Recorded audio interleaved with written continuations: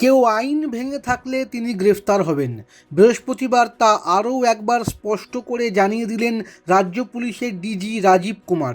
বৃহস্পতিবার সকাল থেকেই সন্দেশখালী এলাকায় টহল দিতে দেখা যায় তাকে। পূর্ত দপ্তরের বাংলো থেকে বেরিয়ে ধামাখালির লঞ্চ ঘাটের উদ্দেশ্যে রওনা দেন তিনি।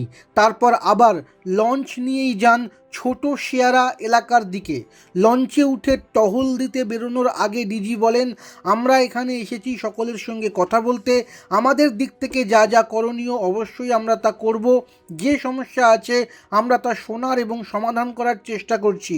কাউকে আইন হাতে তুলে না নেওয়ার আর্জি জানিয়ে তার সংযোজন, কারো যদি কোনো সমস্যা থাকে, অভিযোগ থাকে, তবে আমরা সবসময় রয়েছি সেগুলির সমাধান করার জন্য।